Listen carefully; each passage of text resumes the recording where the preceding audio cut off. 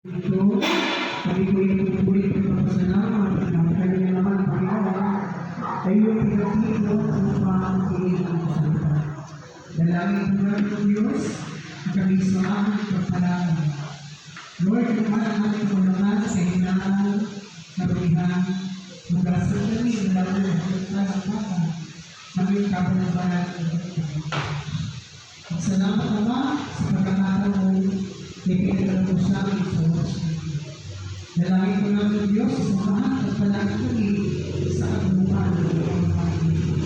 Sa pumani dalangin namin sa pangalan ng Jesus, sa ngalan ng mga anak, ng Espiritu Santo. Amen. Palampakan ko lang ng mga Diyos. Ayan sa ito. Palakpakan ang mga sa pagkakataon. Ayan sa ito.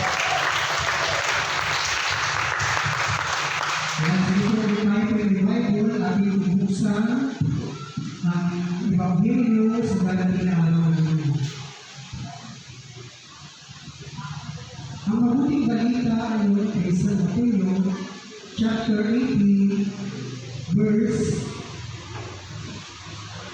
18 to chapter 18, verse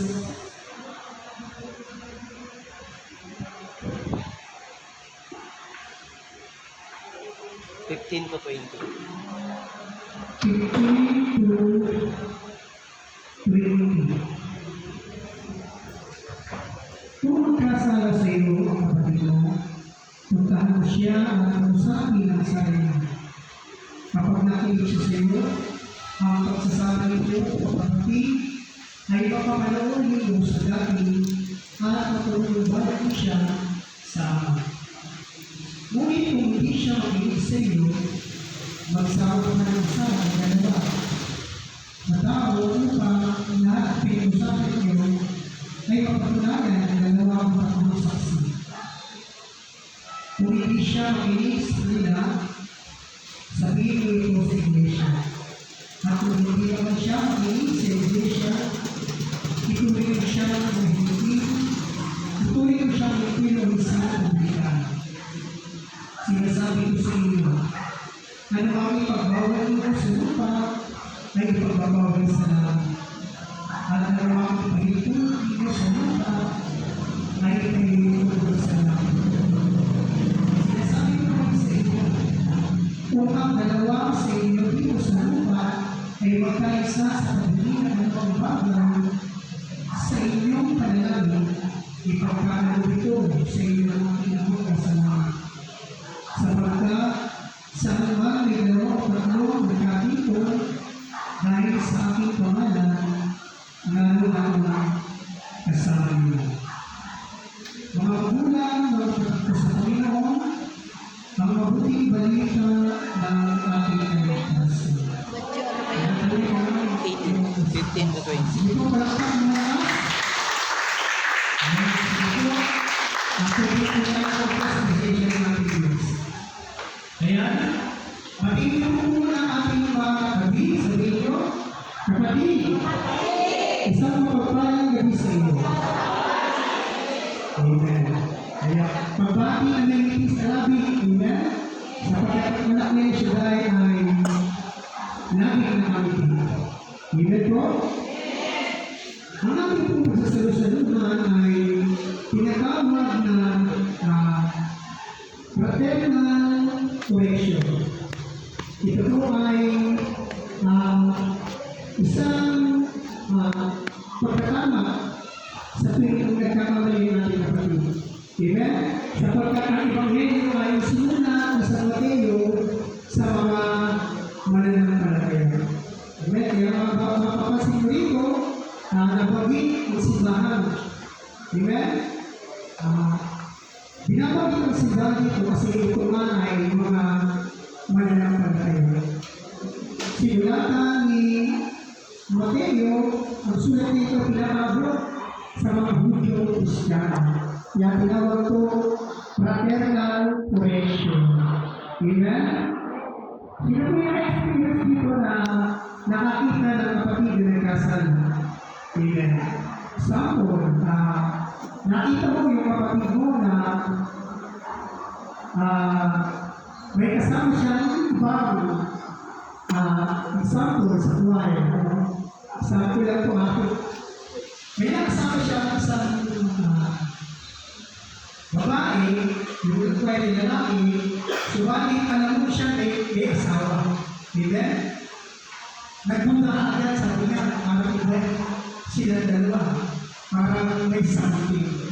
Amen? Dapat, pag may mga sitwasyon, dapat gawin natin, kausapin natin. Amen? Kausapin natin, yung ating kapatid, huwag muna natin siya husgahan. Number one, kausapin natin na mayroong pag-ibig. Sabi nga sa natin, sa verse 15, sinabi niya sa kanyang mga alagad, kung magkasala sa inyo kapatid mo, bintahan siya at kausapin ko sa kanya. Kapag nagising siya, ang pagsasama ninyo mga kapatid ay mapanunubay mo sa dati at mapanunubay mo kayo sa sama. Kasi nga, ang tao na nagkakasala ay napapalayo sa Diyos. Amen? Kaya, sinabi ko sa verse 50, kausapin mo muna. Amen? Pag dumadating tayo sa point na nakikita natin yung ating kapatid na nagkakasala, kausapin natin. Ako po na-experience ko yan. Meron pong dalawang choir na kasama ko dati. Sila po ay nagsama na sa bahay. Pareha silang choir. Ito yung poster natin, alam bilang kapatid. Dahil ito po ang tutuloy natin, tayo po ay mga brothers, leaders na kami. Nagpapakalaga. Nagpapakalaga tayo ng ating mga kapatid. Sabi sila yung kakamali, dapat natin sila rin. Sa tamang proseso. Ngayon po, through process. Pangalawa po, through concern. Sabi ko sa verse 16 natin, sa ulit, kung hindi siya makinig sa iyo, magsama ka isa, dalawang tao upang ang lahat ng pinag-usapan ninyo at matutulayan ng dalawa o tatlong saksi. Concern. Hindi lang pag pinakinig sa iyo, ay mawalawalay mo na. Dapat magsama pa ng iba pang kasama para kausapin siya. Kasi nakakawa naman kung nakakita natin kung pati natin kasalanan ay hindi natin tulungan. Inamali siya doon sa pagkakasala niya. Kaya dapat meron tayong concern sa ating mga kapatid sa pananampalataya. Kasi po tayo ay brothers keeper. Kaya nga po sa akin sinabi sa akin, tayo po ay mga prayers partners ng Panginoon sa ating gawain. Dapat tayo ay nagtutulungan, nagmamahalan. Napapanatili natin yung ating malasakit sa ating mga kapatid. Kaya po, ang pangatlo po ay true effort. Sabi nga sa verse 17, kung hindi siya makinig sa kanila, sabihin ko sa iglesia, kung hindi pa rin siya makinig sa iglesia, ituloy mo siya hintin o isang publikano. Ano ba yung hintin? Ito po yung mga kasalanan na publikano ay yung panahon ng Diyo, itinutuloy din sila mga kasalanan kasi sila po yung mga tax collector.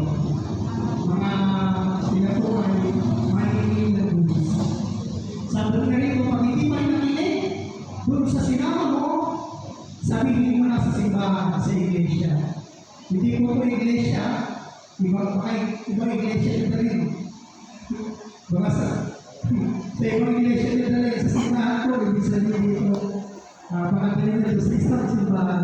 Amen? Sa iglesia, dahil sa simbahan, para makausap ng mga pari o kaya mga tao sa simbahan na ating unang paroon.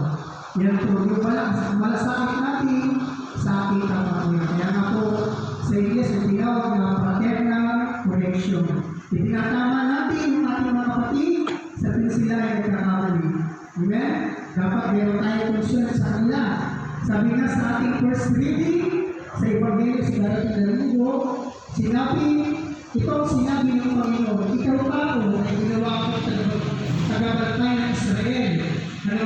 narinig ko sa akin, sabihin ko sa kanila bilang babala.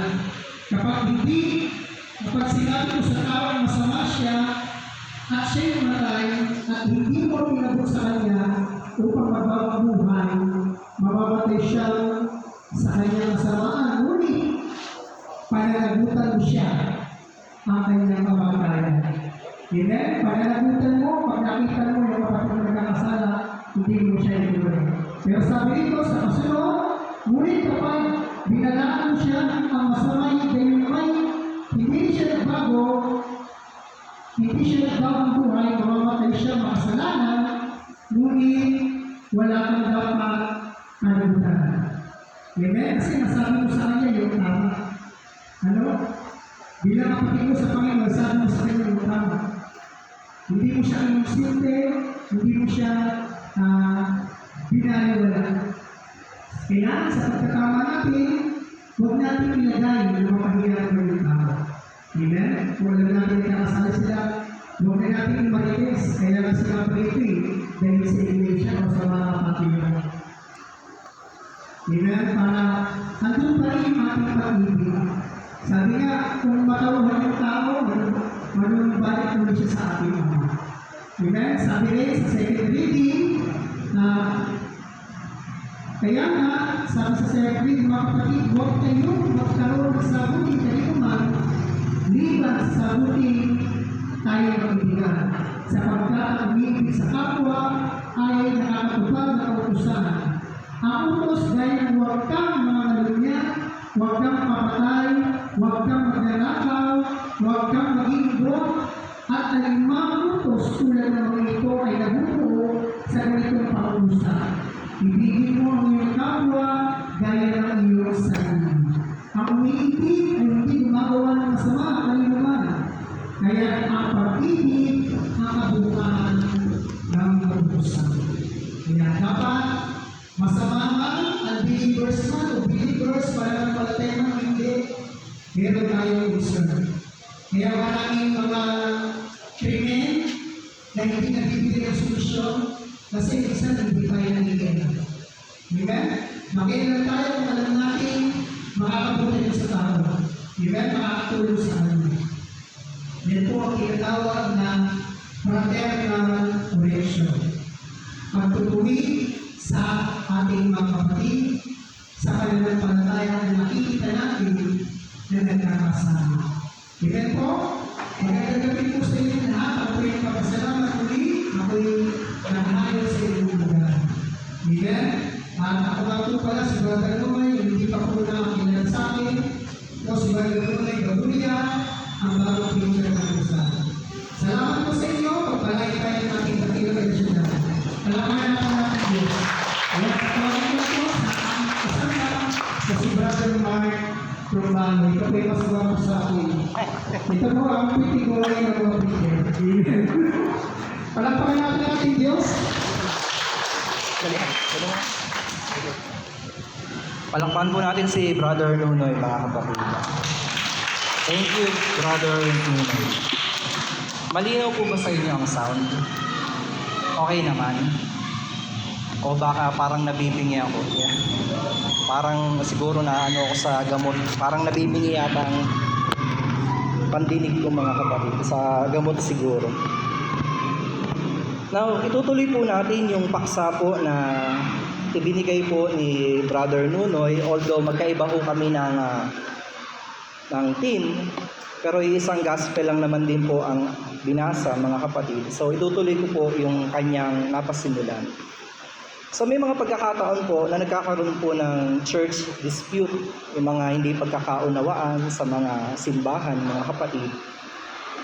And it cause divisions sa mga members, sa mga attendees. At kung babalikan po natin nung panahon po ng Reformation, marami po talaga ang kumala sa Catholic Church, mga kapatid. Dahil sa mga bagay-bagay na hindi mapagkasunduan or maunawaan. Now, binibigyan po tayo ng Bible ng mga principles how to solve that kind of conflict, especially sa mga kapwa natin mananampalataya, mga kapatid ko kay Kristo. So kung babalansihin natin at susundin kung ano po yung itinuturo sa atin ng Panginoon, ma-win back natin ang ating kapatid. Maipapanag-uli muli natin siya sa kanyang pananampalataya. Ang problem po kasi mga kapatid, kaya hindi natin agad na-address ang issue, ay meron kasi tayong concept na once na ikaw ay mananampalataya, ikaw ay Christian, dapat lagi kang mabait. Hindi naman pwedeng lagi kang nice at mabait kasi ikaw ay vulnerable para abusuhin ng mga tao. Kaya ho, part po ng pagmamahal ang pagdidisiplina sa mga taong nakakagawa rin ng mga offenses, mga kapatid ko kay Kristo. Now, ang mga tao po, madalas mahilig silang mag-sugarcoat, mga kapatid. Kaya hindi gumagaling yung sugat. Halimbawa, kapag ikaw ay nasemplang, tinatago mo sa asawa mo kasi pag nalaman niya, hindi ka na pagmumotorin. Ang ginawa mo para hindi mapansin yung sugat, tinakpan mo na lang ng band-aid. O kaya pag malaki-laki sa lompas, sabi ng asawa mo, oh, paano yan? Hindi, may lamig.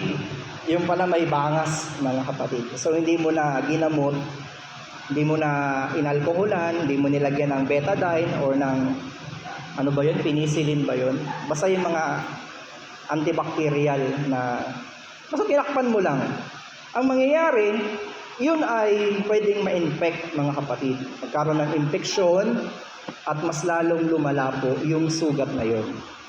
Yun po ang problema sa mga issue na hindi na-address. Alam mong meron kayong problema, hindi kayo nag-uusap. Magkakasalubong kayo sa gawain, tanguan kayo ng tanguan, parang, okay. Na hindi naman talaga kayo okay. Amen? Tingnan nyo nga yung katabi nyo kung okay ba siya. Ano yun? Okay ka pa ba? Diba? Kasi minsan, dahil nga nag-sugarcoat tayo at nasabing tayo ay Christian, mga kapatid, para bang dinadaan na lang natin palagi sa ngiti, eh hindi naman po lahat ng ngiti ay maganda. Eh ang aso ba pag ngumiti, maganda ba yun? Pag nginitian ka ng aso, tumakbo ka na. Kasi kakagat na yun, mga kapatid. Amen? So yun po ang aking pinopoint. Kaya sabi po ng Panginoon, nung ang kanyang mga alagad ay nagtatalo-talo kung sino sa kanila ang pinakadakila, pinakamagaling. Sabi ni Lord, pag di kayo tumigil at hindi kayo pumares sa batang ito, na yun ang pinatayo niya sa harapan at napahiya ang mga disciples, hindi kayo paghaharian ng Diyos. So ano po ba ang karakter ng isang bata? Ang bata, napaka-humble. Amen? Hindi siya competitive kung tutuusin. Pag yan ay nagsimula na sa grade school, hindi niya naman habol na makipagkarerahan ng pagiging top-notcher eh. Ang nag-uudyok magulang. Anak, yung katabi mo medyo matalino, kailangang sapawan mo. Regaluhan mo si ma'am ng tosino. Pero kung titingnan mo ang isang bata, ang gusto niya makipagkaibigan, makipaglaro, wala sa kanya yung competition. Kaya doon po nagkakaroon ng mga dispute or hindi pagkakaunawaan sa ganitong klase ng karakter. Kaya sabi ni Lord, kung babalikan po natin yung context ng Matthew chapter 18, lahat yan dyan nagsisimula. Kung sino ang pinakamagaling sa kanilang lahat, mga kapatid. Amen? Now, ito po, pinopoint out ng Panginoon dahil seryoso siya na once na ikaw ang naging cause ng pagkakasala ng iyong kapwa, maigi pang talian ka ng gilingang, ang tawag nun, ng millstone, yung gilingan, itali sa leeg mo at itapon ka sa dagat kaysa mag-cause ka ng pagkakasala ng iyong kapwa, mga kapatid. Sabi po ng isang santo, learn to walk softly before the Lord and watch that you don't deliberately run roughshod over other people.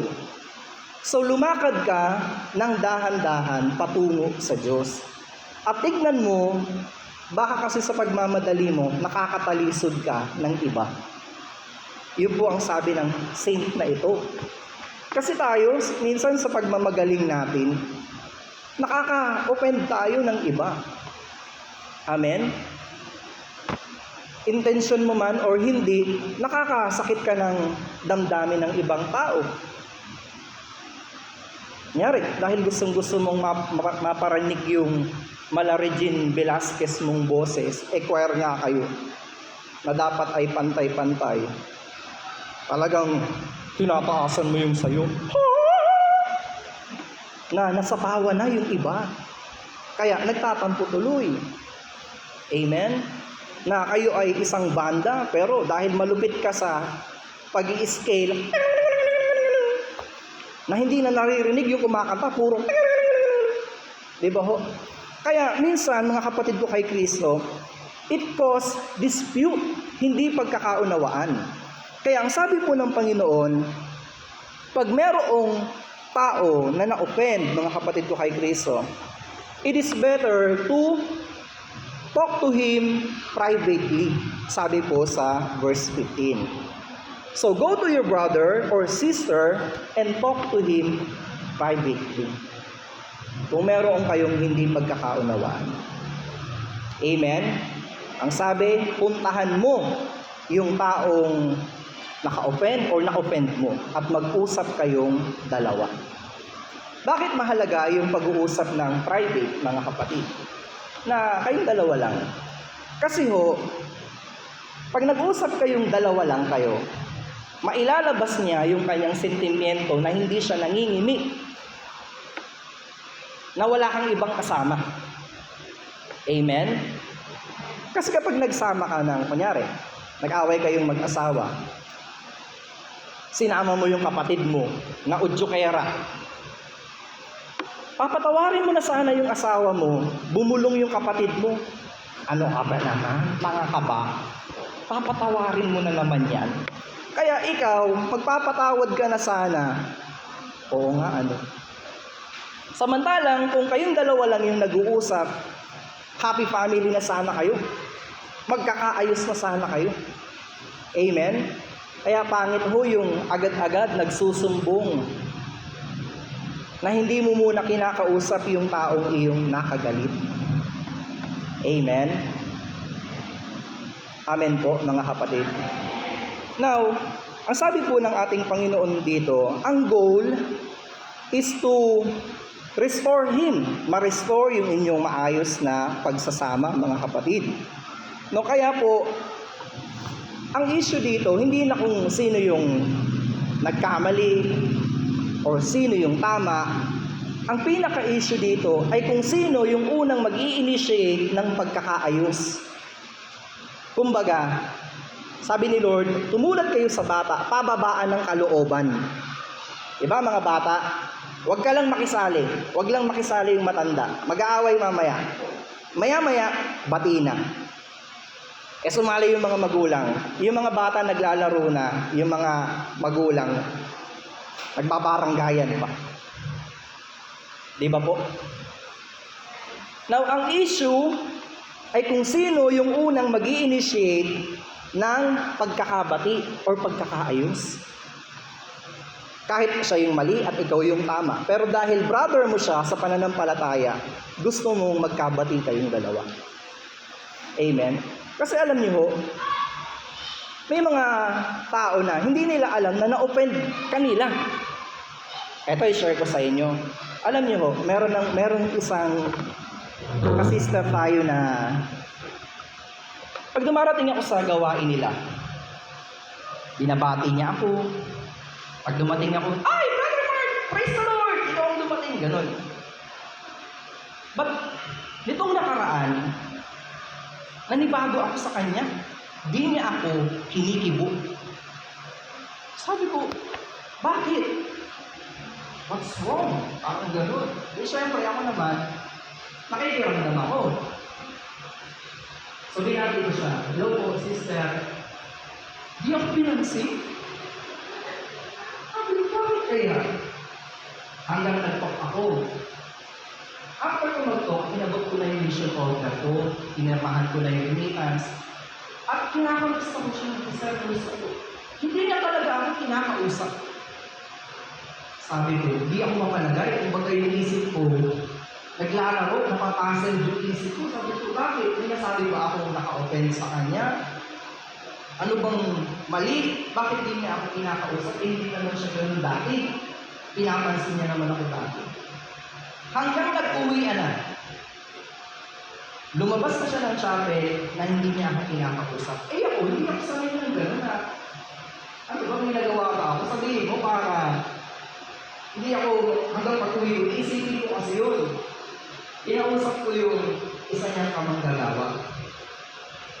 Sabi ko na, may problema ba sa akin? Ba't hindi ako kinakausap ng sister natin na coordinator? Alam niyo, sagot ng isa, naku brother, pasensya ka na, bago opera yun sa leeg. Bawal magsalita. Eh hindi ko napansin kasi naka-long neck, ang tawag doon, yung pataas yun sa... Eh ako, pardon for my words napaparangin na ako, makaisip kung ano yung mali ko. Yung pala, bawal siyang magsalita. Kahit ano, kasi nga, kaka-offer pa lang sa kanya. And then, after a couple of weeks, nagpatotoo siya sa angle na nakakapagsalita na siya. Sabi ko dun sa mga katabi kong prayer partner, yan yung sister na hindi ako kinakausap. Kung ano-ano na iniisip ko, yung pala bago ko, pero pala yung kanyang liig. Kaya alam niyo ho, mga kapatid, bago tayo mag-jump into a conclusion, hindi ka napansin, hindi ka binati, bago kang mag-isip ng kung ano-ano, kausapin mo privately yung tao. Sister, may problema ka ba sa akin? Kasi hindi ako sanay ng ganun ka sa akin. Kaysa isip tayo ng isip ng kung ano-anong issue. Amen? Sabi po ng Luke 17 verse 3, kaya't mag-ingat kayo kung magkasala sa iyo ang kapatid mo, pagsabihan mo. At kung siya ay magsisi ay patawarin mo. Galatians 6:1 says, you who are spiritual should restore him, the person who has trespassed gently. Sa Greek translation ay nakalagay po doon, is to set the broken bone. Isipin nyo, yung relasyon yung dalawa ay parang nalangsag na buto, nabaling buto. Pero ang sabi po ni Paul sa Galatian, ibalik mo na parang hindi siya nabalik. Set the bone free. Again, yung mapanag-uli yung dati ninyong maayos na pagsasama. Amen, mga kapatid ko kay Kristo. Kaya ho, ang pakikipag-usap, mga kapatid, is gentle. Meron naman kasi nakikipagbati ko, no, pero yung tono naman parang manlalapa. Sorry na nga eh. Diba? Parang di ka naman nagsusorry. Arte-arte mo, nagsorry na nga. Parang kasalanan niya pa.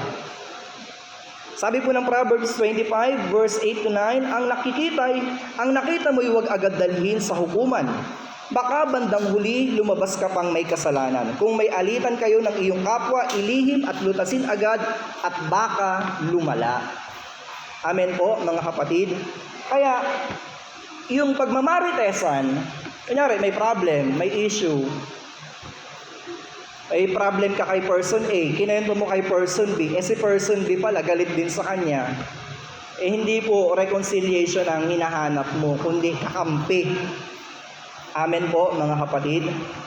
Now, ang first step, take the first step to resolve this and point it out calmly and sensibly. Di ba po? Makikipagbati ka, and then dapat ang gesture mo, makikipagbati ka talaga. Hindi yung nakipag-usap ka nga, pero nakasukbit na yung baril mo. Magmamatigas ka pa. Bati na nga tayo pero nakakasa na. Di ba po, mga kapatid? And don't discuss it with the people who are not involved. Kaya nga, talk to him or her privately. Huwag kang magsasama ng mga taong wala namang maitutulong. Ito naman kasing mga hipag na ito eh. Ano bang tawag dun sa yung asawa ng kapatid mo, ano bang tawag doon? Hipag, bayaw. Pag lalaki, bayaw, di ba? Diba, yung nag-away halimbawa yung mag-asawa, ikaw naman, ang suggestion mo lagi, sabi ko sa'yo, hiwalayan mo na, hiwalayan mo na, hiwalayan mo na. Bakit ka ba pahiwalay ng pahiwalay? Dahil pahiwalay ka din? Madali kasing magsabi ng ganun eh. Paano kung ikaw, buo naman pamilya mo? Yung kapatid mo, iiyak sa gabi, mamimiss yung bisig ng asawa. Tatabihan mo ba yung kapatid mo? Hindi naman eh. Iba rin yung pagmamahal ng kapatid, ng magulang. At iba yung pagmamahal ng asawa. Kaya nga pag meron kayong problema sa inyong mga mister, misis, huwag nyo kagad isumbong sa inyong mga magulang o sa inyong sariling kapatid. Sumbong nyo sa biyenan nyo. Diba? Ay, itong anak nyo, ang kulit. Diba? Parang nagbabato ka ng signal na hindi naman ako nakikipag-iwalay. I just want to inform you na hindi kami okay. Pero hindi ako nakikipag-hiwalay. Kasi kapag sa nanay mo agad ikaw nagsumbong, lalo na sa tatay mo, doon ka tumakbo, umuwi. Susunduin ka ngayon siyempre ng asawa mo. Diyan na yung tatay mo, naka-ready na yung itak. Di ba? Sabi ko sa'yo, huwag mong sasaktan ng anak mo. Kaya sana magkakaayos na kayo. Wala, lumala lalo. Na pwede nyo naman sanang pag-usapan ng maayos at kayong dalawa lang. Amen? Sabi po ng James 5 verse 20, ito ang tandaan nyo, sino mang makapagbabalik sa isang makasalanan tungo sa wastong pamumuhay ay nagliligtas ng isang kaluluwa sa kamatayan at nakakapawi ng maraming kasalanan. Ang isang taong nakakapag-restore ng kanyang brother or sister muli sa iglesia ay nakakapawi po ng kasalanan. Amen? Can you imagine that? Pag meron kang na-win back na isang soul, pabalik muli sa gawain ng Panginoon, nakakapawi ka ng kasalanan. Balik na rin natin. Pag ikaw ay nakatisod and you cause division mga kapatid, sa halip na ikaw ay makapawi ng kasalanan, nakapagdagdag ka pa ng kasalanan.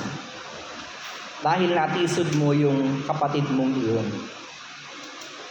Amen? Ito isang kwento. May isang lalaking umattend sa prayer meeting. Bago yung cellphone niya, hindi siya techie. Hindi siya maalam. Kumbaga, bago nga hindi niya pa masyadong gamay. Nag-ring, bigla, kalagitnaan ng talk ng preacher.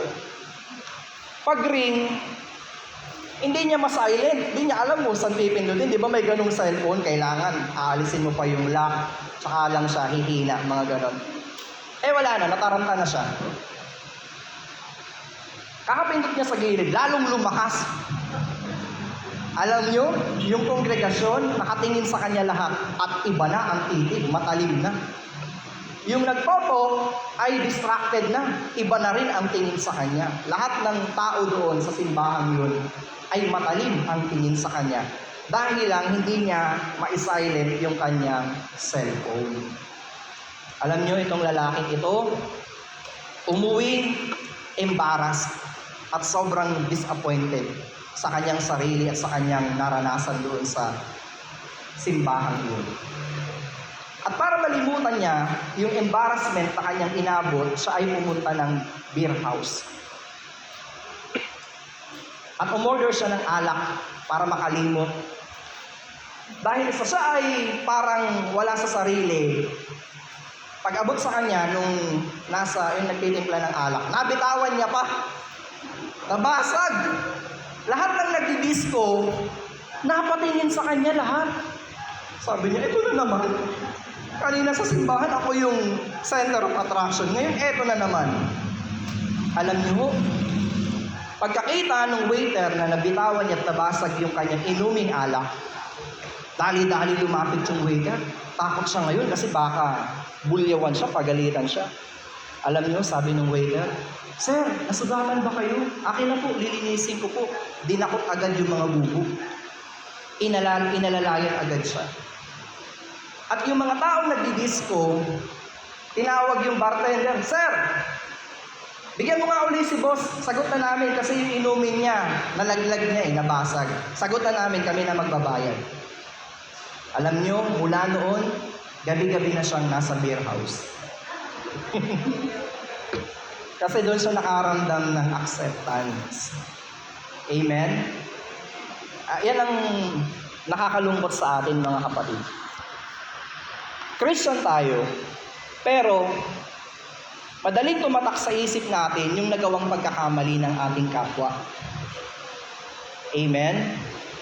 Kaya mahirap tayong mag-akay. Lalo na kapag nadala sa atin. Kaya hindi masyadong dapat ini-encourage yung magpapatotoo ka sa harap. Ibubulgar mo lahat ng mga ginawa mo, lahat ng mga bangon sa buhay, mga nakaraan mo. Mga kapatid, alam niyo po, dati po akong snatcher sa Antipolo. Dati po akong mamamatay tao, nanaksak po ako. Yung mga tao naman, ay, hallelujah, praise the Lord. Pero pag upo mo, yung katabi mo, yakap niya na yung bag niya. Kasi, hindi niya makakalimutan yung patotoo mo. Ang Diyos nakakalimot sa ating kasalanan, pero ang tao po, hindi, mga kapatid. Amen? Now, sabi po ni Peter, Lord, kung ganyan ang siste, ilang ulit ko ba dapat patawarin ang taong naka-offend at nagkasala sa akin? 7 times ba? Kasi ang turo ng kanilang mga Jewish rabbi, 3 times okay na. Pag nag-excess pa doon, hindi na dapat, abuso na yun. Sabi ng Panginoon, 77 times. Ibig sabihin, as long as you can, patawarin mo. Bakit po? Kasi kagaya po natin, pinapatawa din tayo ng Diyos. Hindi naman kasi tayo perfect. Ang ibig sabihin ng 77 times na yun, 77 times 7, ilan ba yun? Hindi ibig sabihin na pag lumabas na doon sa equation na yun ay lumagpas na, hindi mo na siya papatawarin. Ang ibig sabihin nun, do not keep a record of his wrongdoings. Diba? Pinatawad mo na eh.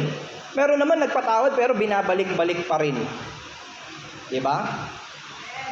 Sabihin mo sa asawa mo, ganyan-ganyan anong una eh, hingi-hingi ka ng tawad, luluhod-luhod ka eh, pagkatapos may iba ka na namang kachat. Pero binabalik-balik ulit mga kapatid. Now, pag hindi pa rin daw po nakinig, take at least 1 or 2 others to talk to that person na nagkaroon ng transgressions mga kapatid. Now, ano po ba ang importansya ng meron kang kasama? Di ba kanina binabanggit ko, talk to him privately, sarilinan. Ngayon, pag di nakinig, magsama ka ng dalawa. Sabi po ng Deuteronomy 17 verse 6, ang hatol na kamatayan ay igagawad kung may 2 o 3 saksi na nagpapatotoo, hindi sapat ang patotoo ng isang saksi. So, ang importansya nun, hindi nakikinig sa'yo, baka at least dito sa dalawang ito, pakinggan para sa'yo. Amen?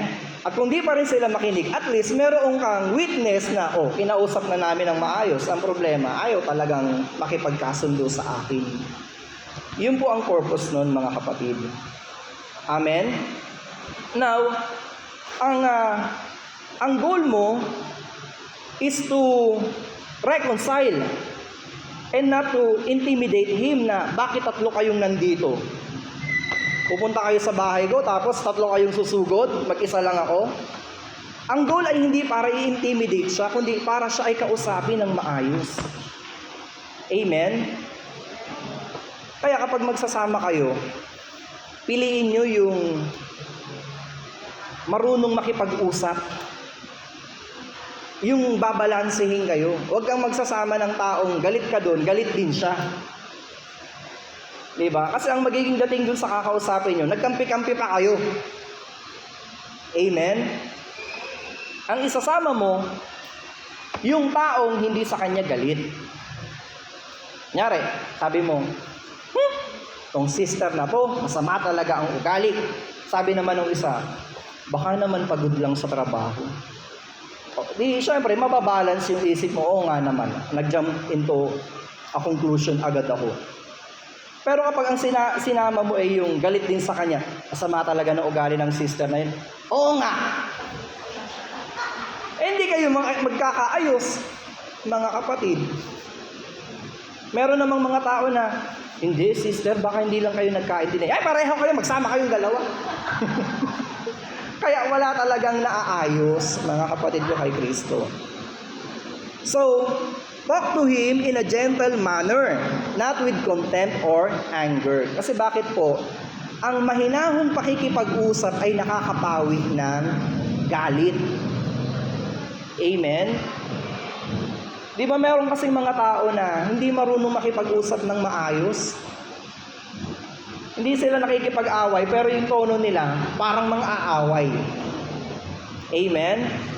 So, pag-aralan po natin yung mga ganyang pakikipag-usap sa tao, yung mga proper na pagsasalita, ano yung mga words na pipiliin, mga kapatid. Kasi alam nyo, pag di kayo marunong pumili ng salita, makaka-open talaga kayo. Chinat ka, Mare, kamusta ka na? Ang reply mo lang, K. Diba parang iba yung dating eh. K? Ang haba ng chinat ko, K lang. Diba parang ang lamig. Tapos, nag-usap kayo. Umihiram. Ang sagot mo naman sa kanya, hindi ko pwedeng pakialaman ang pagsubok ng Diyos na ibinigay sa'yo. Bahala ka dyan. Kaya na-open dyan tao, mga kapatid. Now, kinausap mo na ng private, nagsama ka na ng 2 o 3 tao, di pa rin kayo nagkasundo. Now, tell it to the church. Sabihin mo sa iglesia. Now, I want to clarify na ang iglesia pong tinutukoy dito ay hindi po iglesia na kagaya nito, na ang uma-attend ay hindi masyadong magkakakilala. Ang iglesia po kasing tinutukoy ng Panginoon ay yung mga bahay-bahay. Ganun po kasi nagsimula ang iglesia noon, sa mga bahay ginaganap. Hindi cathedral, hindi parish, hindi malalaking simbahan na ang uma-attend ay hundreds, na sinabi mong tell it to the church, na wala naman silang pakialam dun sa taong yun. Sino ba yun? Mga kapatid, ipag-pray po natin ang ating isang kamanggagawa dito. Siya po ay nangangalunya at siya ay nakasuot ng kulay yellow. Ipag-pray natin siya. Sa halip na maipanalo or ma-win back yung taong yun, lalo siyang na-offend. Bakit? Hindi naman siya kakilala ng mga taong nandun. Kaya, yung tinutukoy po ng Panginoon na sabihin mo sa iglesia, ang tinutukoy dito is a small gathering ng mga magkakamag-anak na mananampalataya na may pakialam at concern dito sa taong nagkakamali. Amen? Para siya ay pagsabihan. Amen, mga kapatid? Now, anong klase po ng iglesia yung pagdadalhan sa kanya, mga kapatid? So, make it sure na ang situation ay para i-restore muli yung taong yun. Hindi para siya ay pagtulungan. Amen? Baka mamaya, sinumbong mo sa church leader. Yung church leader naman, napaka-bias. Naunahan ng sumbong, sinuspindi agad. Bago kayo magpataw ng parusa, ng disciplinary action, ipag-pray nyo muna, dapat ba talagang gawin yun? Kung si Lord ang nasa kalagayan natin, gagawin niya ba yun? Yun ang mga i-consider natin eh. Makakatulong ba yun o baka lalo siyang mawala? Amen, mga kapatid. Alam niyo ho, na-experience ko minsan, nag-enroll ako sa isang masteral. Now, may nagsumbong dito sa aming head na ito pong si Mark Gilbert Rombano, sabi daw po, babawiin yung tuition fee. Kaya, nagtaka ako, kaya pala ako hinahanap ni brother ganito, di ko nababanggitin. Sino si Mark Gilbert Rombano? Ayun po. Edi syempre ako, nagtataka ako, ba't ako hinahanap? Sino ba naman ako? Importante ba ako? Hindi ako mapakali. Nagtanong ako, bakit ako hinahanap ni sir? Kasi sabi mo daw, babawiin mo yung tuition fee mo. Ha? Sabi ko, saan galing yun? Wala akong sinasabing ganun. At ganun na agad yung kanyang judgment sa akin na hindi niya ako tinatanong. Kaya, sa halip ituloy ko yung masteral, di ko na tinuloy. Bakit? Nagkakutang-utang na nga ako para makapag-enroll sa masteral, ganun pa yung maririnig ko. Di ba, mga kapatid? Nakakawalang gana. Kaya, bago magsumbong, mga kapatid, make it sure na yung kakausapin yung pinuno o mas nakakataas ay marunong din makinig doon sa kabilang panig. Amen? Oh. Sabi ni ganito, nakita ka daw na may angkas. Opo. Kasi angkas rider ako eh. Ganun ba? O di, nagkaintindihan kayo. Di ba? Alam niyo po ako, na-issue ako sa ganyan. Hindi naman sa gawain. Kasi, yung asawa ko, tsaka yung anak ko, after ko mag-deliver, bumibili kami ng almusal sa isang nagtitinda ng almusal. Hindi lagi nilang nakikita, angkas ko yung mag-ina ko. Dumating yung time, yung kapatid ko, wala yata siyang mabook, hindi rin siya masundo ni Papa. Ako ang nagsundo, yung kapatid kong dalaga. Di sinundo ko, inangkas ko. BGC pa siya. Nagpabili ng almusal. Di eto na. Doon na uli ako bumili sa binibilhan ko ng almusal. Alam nyo, iba na yung titig sa akin ng mga tindera. Sabi ba naman sa akin, bago mo? Sabi ko, ang lupit nyo kapatid ko yan. Ay, sorry. Kala ko, hiwalay na kayo. May mga ganong tao. Talagang, ano agad sila? Dagdag condiments. Nakita lang ng kanilang mata, hindi nga nila kilala kung sino yung aking angkas. Ganun agad yung kanilang conclusion. Amen? Now, sinabi na sa iglesia, hindi pa rin nakinig. Sabi sa binasa ni Brother Nunoy kanina, treat him like a Gentile or a tax collector. Amen? Bakit po? Kasi hindi ka naman pwedeng abusuhin. Pinoproteksyonan din tayo ng Lord. Oo, mapagpatawad tayo. Oo, considerate tayo. Pero may limitasyon. Amen? Sabi po ni Pablo kay Titus 3:10-11, pagkatapos mong sawayin minsan o makalawa, iwasan mo na ang taong lumilikha ng pagkakabahabahagi. Dahil alam mong ang ganyang tao ay masama at ang kanyang sariling mga kasalanan ang nagpapakilalang siya ay mali. So sabi po doon, kung nakailang ulit na kayong pakikipag-usap, nire-reconcile mo, pero paulit-ulit niyang ginagawa yung kanyang kasalanan at nagkukos pa siya ng division, iwasan mo na ang ganyang tao. Galing talaga yan sa kaaway. Amen. Alam niyo ho, nung ako po ay ginawang DIC sa Antipolo, ang daming sumbong sa akin. Umaga pa lang, yun na yung aking almusal. Kaya nung una, na-stress ako eh. Ngayon, pinapabayaan ko na sila. Bahala kayo dyan. Ang gugulo nyo talaga. Diba? Ayoko naman masyadong stressin yung sarili ko. Meron akong pamilya din. Kaya pag may mga sumbong sila sa akin, sinisin ko lang. Una, pinipetisyon nila yung kanilang coordinator.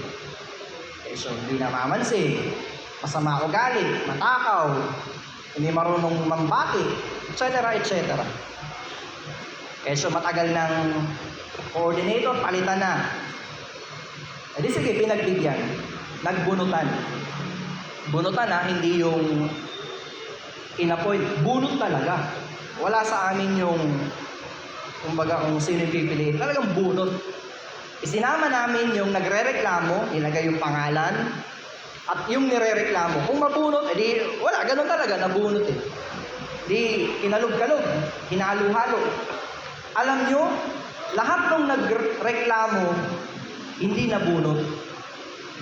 Pati yung nire-reklamo, hindi rin. lahat ng nabunot, puro bago. Puro bago, mga kapatid. Ngayon yung mga bago, sabi nila gusto nila ng pagbabago. Nung sila na yung nabunot, ayaw. Sabi ko, ang gulo nyo. Gusto nyo ng pagbabago. Nung kayo ang nabunot, ayaw nyo. Ay, sige po. Di pumayag na. Eto na. Bago na lahat ng nakaupo. Kala ko matatapos na yung problema doon. Dati ang pinipetisyon nila yung coordinator. Yung bagong nilagay, ayun na naman. Pinipintasan na naman nila. So sabi ko, hindi talaga yung coordinator ang problema. Sila talaga. They cause division. Kahit sino ang ilagay mo, kahit si Jesucristo. Kahit sino, pipintasan nila, mga kapatid. Kasi ang gusto nila, sila.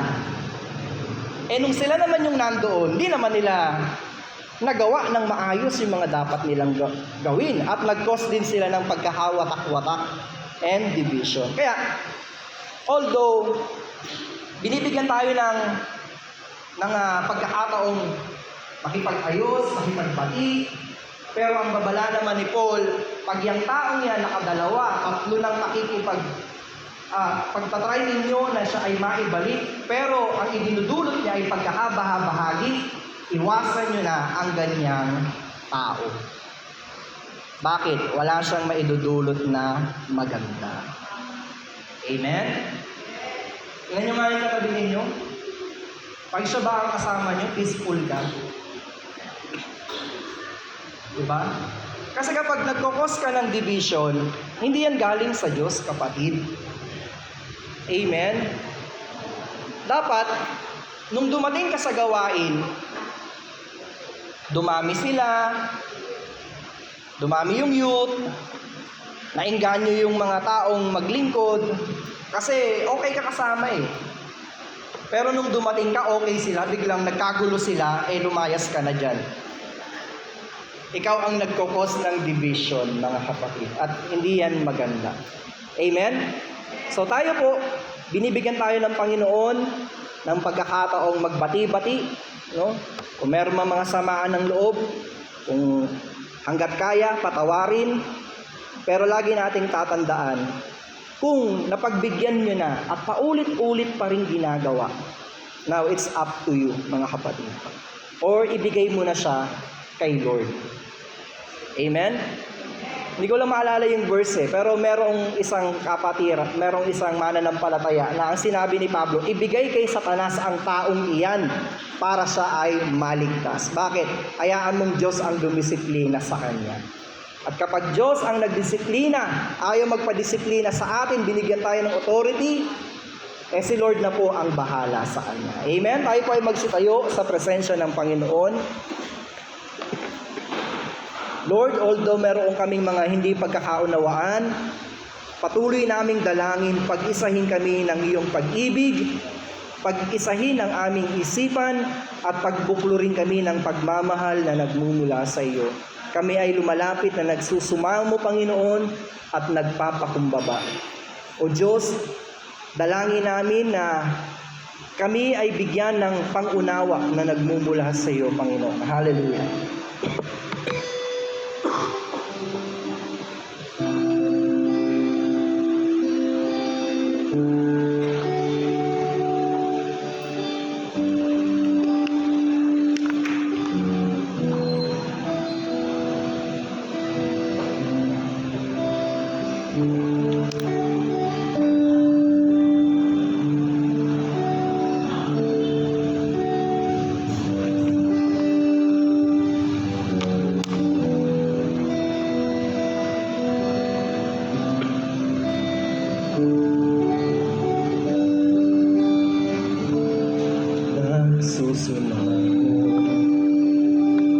Nagpapakumbaba, Diyos, patawarin sa aming sala sa pagkabahabahagi, sa pagkakampi-kampi, sa kawalan ng pag-ibig sa isa't isa. Nagsusunod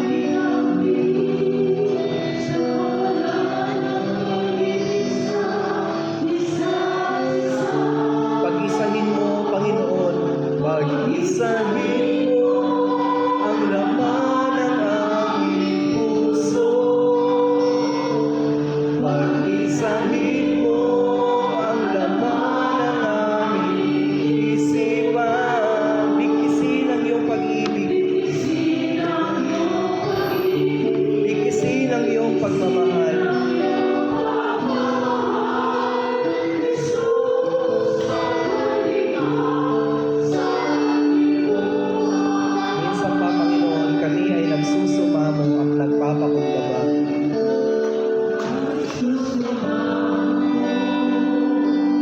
Nagpapakumbaba, Diyos kami, patawarin sa aming sala, sa pagkabahagi, sa pagkakapigambing, sa kawalan ng pag-ibig sa isa't isa. Pag-isahin mo, Panginoon, pag-isahin mo ang laman ng aming puso. Pag-isahin mo ang laman ng aming isipan. Bigisin ang iyong pag-ibig, bigisin ang iyong pagmamahal. Jesus, maghari ka. Pag-isahin mo ang laman ng aming puso. Pag-isahin mo ang laman ng aming isipan. Bigisin ang iyong pag-ibig, bigisin ang iyong pagmamahal. Jesus, maghari ka sa amin. Jesus, maghari ka sa aming buhay. Jesus, maghari ka sa aming buhay. Jesus, maghari ka. Jesus, maghari ka.